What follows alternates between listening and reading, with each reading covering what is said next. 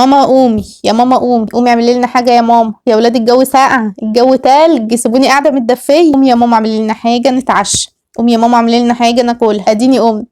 يلا نشوف هنعمل لهم ايه. طب اعمل لكم ايه يا ولاد؟ اعملي قراقيش يا جدعان. هو انا بقيت متعهده قراقيش ولا ايه؟ انا هفتح محل بعد كده قراقيش، مش عارفه بقوا يدمنوها ويحبوها. قومي اعملي لنا قراقيش وحاجه دافيه، واللي يقول لي اعملي ما اعرفش طاجن ايه. يلا بقى تعالوا ونشوف هنعمل لهم ايه، ونجهز بقى القعده لزوم السهره والجو التلج ده. اول حاجه هبدا بمقادير القراقيش، ودي مقادير لنص كيلو من الدقيق. بصوا بقى ركزوا فيها جدا واعتمدوها. اول حاجه جبت نص كيلو من الدقيق ونخلته، وحطيت عليهم معلقتين كبار من السكر البودره، وحطيت كمان نص معلقه صغيره من البيكنج باودر، ودي معلقه كبيره من النشا. والنشا ده بقى السر بتاعي في القراقيش اللي بيخليها كده فيها نعومه وجميله قوي. دول بقى معلقتين كبار من السمسم المحمص، وطبعا قراقيش يعني سمسم اساسي، ورشه ملح. بس كده دي المواد الجافه بتاعتي. بقلبها مع بعض كويس جدا وهسيبهم على جنب. هجيب برطمان واحط فيه نص كوبايه من الميه الدافيه، وعليهم معلقه كبيره من الخميره. الخطوه دي بتفرق قوي قوي قوي في نجاح القراقيش. بحب جدا في وصفه القراقيش بالذات ما استغناش عن الخطوه دي. حطيت بقى نص معلقه كبيره من السكر البودره كمان، وجبت الدقيق بتاعي اللي انا جهزته وخدت منه معلقه كبيره، وحطيت كل ده في البرطمان ورجيته كويس وقلبته حلو قوي قوي قوي وسبته على جنب. هجيب بقى الدقيق بتاعي بالمواد الجافه بتاعتي اللي انا مجهزاها، وهنبدا بقى نحط نص كوبايه من السمنه ونص كوبايه من الزيت.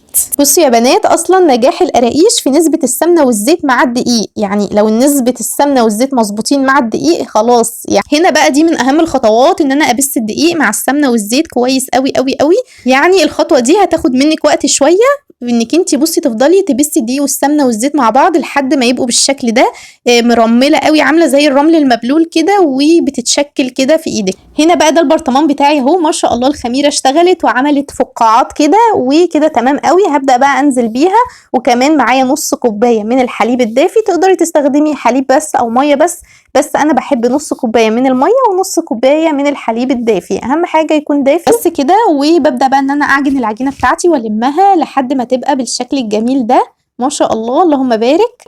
طب يا ام هنا، هنسيب العجينه بتاعتنا ترتاح او تخمر؟ لا خالص، بعد ما اعجنها على طول ببدا ان انا اشكلها. جبت العجينه بتاعتي وقسمتها ل4 قطع، وبعد كده هبدا اخد كل قطعه واشكلها معاكم بالشكل ده. اول حاجه ببرمها بايدي، وبعد كده افردها فرده على خفيف، تخلي ايدك خفيفه عليها وانتي بتفرديها. وبسويها كده بحيث ما اقعدش بقى اسوي الجوانب وكده، لا هقوم مقطعها على طول وبديها شكل بالسكينه بالشكل ده. هوريكم دلوقتي من قريب، وكمان اقطعها كده. دايما يجيلي سؤال ان القراقيش بتطلع مكتومه او مجلده كده، او في حد قال لي انها حجاري. مش عارفه ازاي. هقول لك ليه.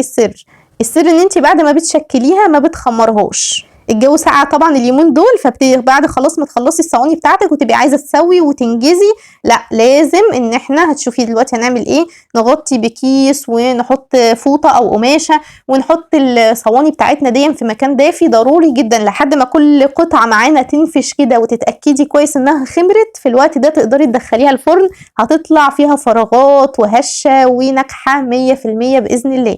دايما كنت بقول لكم في الفيديوهات اللي قبل كده، التخمير بعد التشكيل. الكلمه دي ما تنسوهاش ابدا، التخمير بعد التشكيل. القاعده دي دايما بناخدها في القراقيش وفي الكحك كمان، كحك العيد برضو التخمير بعد التشكيل. تمام. خلاص انا خلصت بقى الصواني بتاعتي. شايفين ما شاء الله نص كيلو من الدقيق عمل شويه حلوين. هبدا اغطيهم بكيس، لان الكيس بيساعد اي حاجه انها تخمر بسرعه. وكمان هغطي بقى بفوطه، واخد الصواني بتاعتي دي كده واحطها في مكان دافي. ويلا بينا نبدا بقى نعمل طاجن الرز المتين. ما ينفعش يعدي الشتاء من غير ما نعمل لنا 200 مره كده طاجن رز معمر، يعني ده بيدفي القلب كده. ما شاء الله. تعالوا نعمل طاجن رز معمر اصلي تحفه. نجيب السمنه البلدي بقى بتاعتنا، ما شاء الله ناخد كده معلقتين كبار. طب انا عامله رز قد ايه؟ انا عامله كيلو الا ربع من الرز. ملحوظه مهمه، لازم تحطي معلقتين زيت. معلقتين الزيت دول بيفرقوا قوي، ودول اللي بيخلوا الرز مفلفل قوي قوي.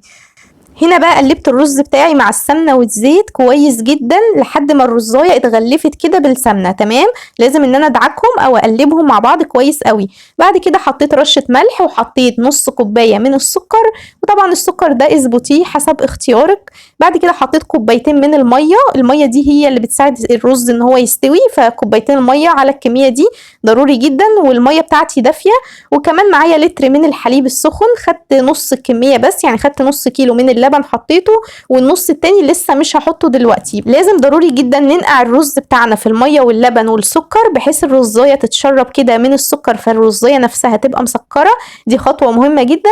ثانيا لما بتنقعيه بيطلع تحفه، الرزايه شاربه كده وبتاخد السوى المظبوط. فطاجن الرز المعمر اساسي عندي لازم يتنقع نص ساعه او ساعه الا ربع مش اقل من كده. وبعد كده قبل ما ادخله الفرن هقولك هنعمل ايه، بس يلا بينا نشوف تسويه القراقيش عملنا فيها ايه. بنسوي القراقيش بتاعتنا في فرن البوتاجاز على الرف الاوسط، درجه حراره عاليه.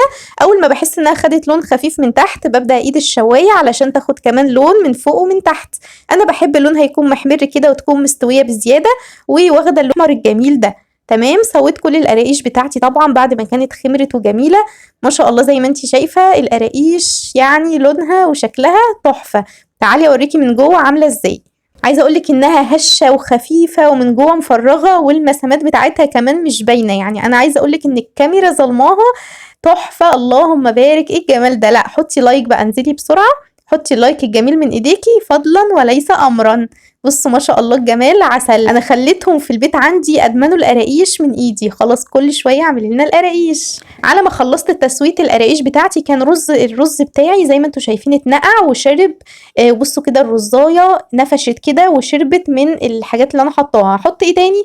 مش هحط غير حاجتين اتنين، رشه من الفانيليا السايله ممكن تستغني عنها بس بحب ريحتها وطعمها في الرز المعمر. تاني حاجه هحط بقيه الحليب السخن بتاعي، نص كيلو كمان من الحليب، يعني كيلو الا ربع من الرز خد مني لتر ونص من السوائل، يعني الضعف. يعني الحليب بتاعي بيكون ضعف الرز، واهم حاجه يكون فيه نسبه ميه علشان الرزايه تكون مستويه حلو، دي خطوه مهمه جدا. تعالي اقولك التسويه.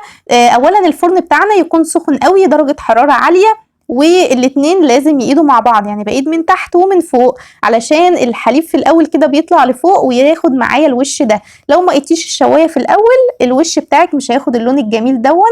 فانا بايد الشوايه في الاول واول ما ياخد اللون الجميل بطفي الشوايه وكمان بهدي النار من تحت بخليها وسط. والطاجن بتاعي بيكون على الرف الاوسط وبس كده بيقعد في الفرن ساعه الا ربع. طبعا بتختبريه بشوكه، بتاخدي كده رزايه تشوفيها استوت ولا لا وتقدميه بالف هنا وشفا. شايفين مفلفل وجميل. اللهم صل وسلم وبارك عليك يا حبيبي يا رسول الله. اللهم صل على النبي. عسل بسم الله ما شاء الله اللهم بارك. عسل. وجهزنا بقى السهره والعشوه الجميله والقعده الحلوه.